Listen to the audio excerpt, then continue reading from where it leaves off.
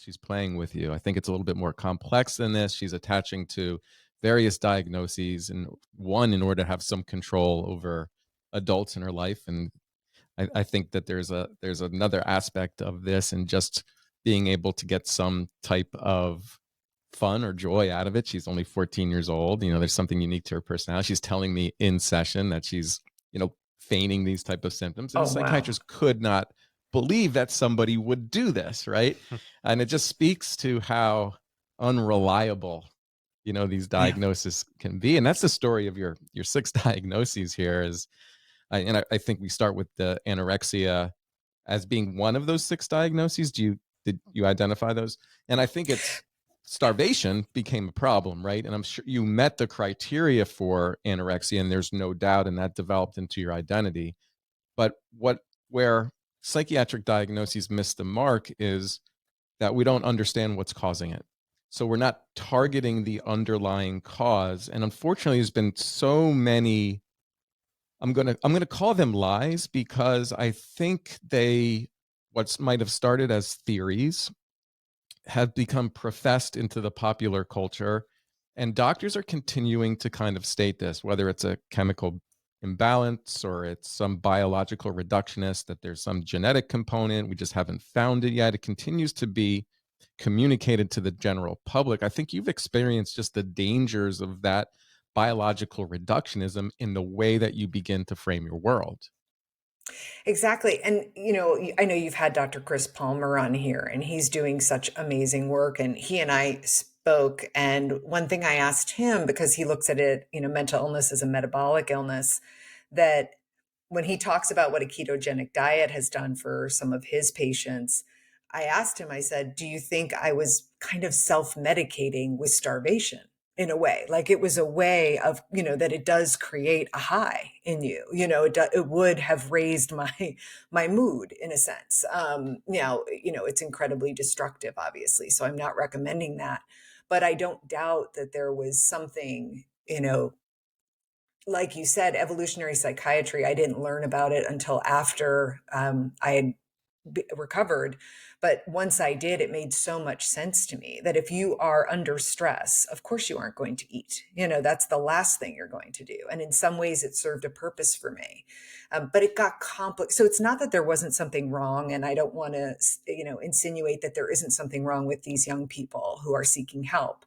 But it gets very complicated when you throw in to a teenage mind this diagnosis that has no validity and very little reliability and expect it to be okay. I mean, it's just not going to go well. Yeah, I don't want to act like Matt Walsh and ask like something simple like what is a woman, but let's stay simple to kind of start this conversation. What is mental illness? I know, right?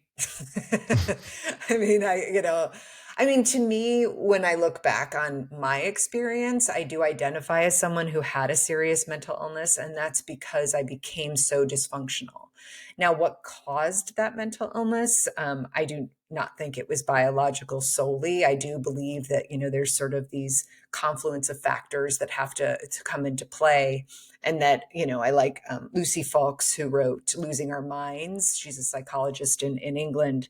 And one thing she talks about is that it's really so many factors. It might be a little bit of biology and a little bit of genetics, but it's really, trauma comes into it, and personality comes into it, and all these, environment comes into it. I also think the treatment you've received comes into it, and that can be a compounding factor. I mean, the one thing we know is that mental illness, or let's just say mental and emotional suffering, if we're going to start with that, gets worse and worse and worse if you don't treat it or you don't get treatment. I do believe that if I had been given the tools, I might have been able to do it myself. But this was at a time when people were not doing this with young people. I mean, no one was like asking us to feel our emotions in any way, shape, or form, or what the emotions are. But so I don't think, I guess if I had to define mental illness, I would call it more of severe dysfunction in life than anything else that can't be attributed to a physical illness. Because what I see is a lot of people talking about mental illness when, having been on the other side and it being so severe that I can't live independently anymore and I'm chronically suicidal, that's a very different thing to me than having mild depression or even mild chronic depression. I'm not saying one's easier than the other, but they just feel a little bit different. I guess I see everything on a spectrum, that depression is a very normal response. It's part of the human condition. Good luck living without it. And then you just have different sort of, you can end up with more severe depressions or chronic depression or something that's, really dysfunctional at some point. And I guess I consider that to be mental illness. It's not Yeah, a great response. yeah. Well, I'm a clinical psychologist, and I'm asking the question. So, it's thrown around in popular culture, and it's quite nebulous, and people don't really understand what it means, and it means different things to different people. So, we just had Dr. Chuck Ruby on our podcast, and I think he sums it up in a way that mental suffering exists. The struggle, the emotional struggle, the mental struggle, what can happen internally with each individual, and then the way they cope with it, that can create even more problems, despair, all the things that make life really difficult, they exist. However, to identify it as an illness and then to compare it to other physical illnesses that exist in the world, I think has created more problems than it's solved. And so the way we think about what is happening to us internally really matters. So let me explain what that means. I heard you on a podcast say, I had no reason to be depressed. I was depressed, but I had no reason to be depressed. And I thought right there is one of the factors that creates vulnerability for you, is because of the manner in which you are thinking about your own experience. So somebody who once talked to me, I think it was a mentor, maybe even I read it in a book, said that the best thing that we can do is to think about each emotional experience as something that serves us. If we understand that our emotions are valid, we might not understand them or why we're feeling the way that we're feeling. But if we accept their presence and understand that they're there to serve us, then our relationship with that experience is different. And so if I go back to the way that you were thinking about it in the early 90s, I'm assuming it's the early 90s and during some of this time period, late 80s, early 90s into mid and late 90s, is that you really trusted the American medical establishment, right? There's an authority bias that exists. We've talked about this on the podcast previously. We assume that if someone's wearing the white coat, has gone through medical training, that they have all the answers. So when they begin to formulate your difficulties in a specific way, you attach to that. And the problem with the biological way of thinking about it is you tend to then judge your experience as something that is biological or genetic, that can only be changed by something external. That something external is a pharmaceutical. That is what they offer us. And as many people are beginning to find out at this point in history, the the the efficacy of these drugs is much overblown and overestimated. And the harm created by these drugs are underestimated. So the moment you start going on a pharmaceutical, and I don't call them medicines anymore. And I know that there are people who have a problem with that. I tend to look at the word medicine, and maybe it's just semantics, as medicinal and something that creates health or is something that heals a biological abnormality. I think about psychiatric drugs from a different model. Joanna Moncrief, who's a psychiatrist out of the UK, talks about the drug model in which these pharmaceuticals induce a chemical abnormality. So they're changing our physiology, they're changing our experience, they're affecting our consciousness. They're not correcting anything, though.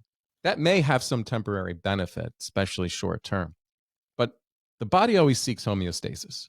It's going to try to adapt to that drug. And so then you start having various reactions to the drug. If you abruptly stop taking it, you could experience severe withdrawal.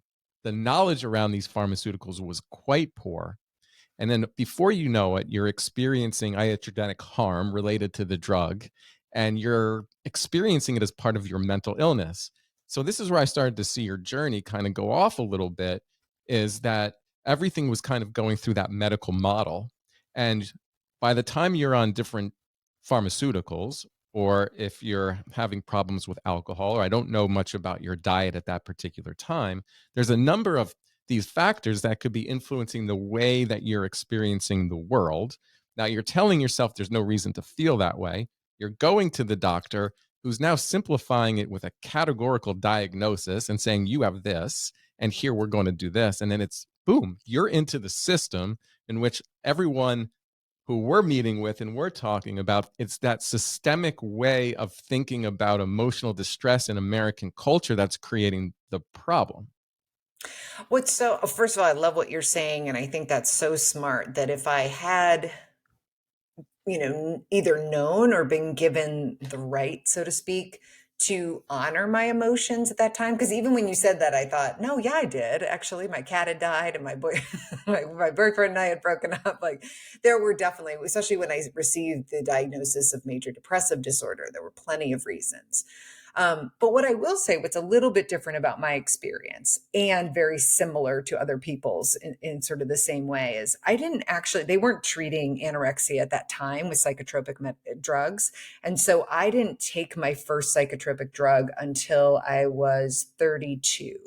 So here I was in the mental health system for that long, but this goes to a point you've raised so many times. 5 of my 6 diagnoses came from my GP, 15-minute, consultation or examination, and that was it. And like you said, these are guys wearing white coats with stethoscopes around their necks. Why would I ever question them? I mean, they just, I wouldn't question a cancer diagnosis. And so even though I wasn't shown a scan, at that time, I just assumed that that was the case. But I will say that as soon as I took my first psychotropic drug, and that did come from my GP, I was very quickly in the cycle that you were talking about. So I was very quickly taken off and put on medications. It got worse and worse and worse. Suddenly I'm on antipsychotics. I've never had a psychotic episode. I mean, so it did. And I would say that 10 years or 9 years was the worst of my life, which I think is interesting to kind of compare. But the period in which I didn't take psychotropic drugs, I was trying everything. I tried meditation. I tried yoga. I mean, I was yogaing to death.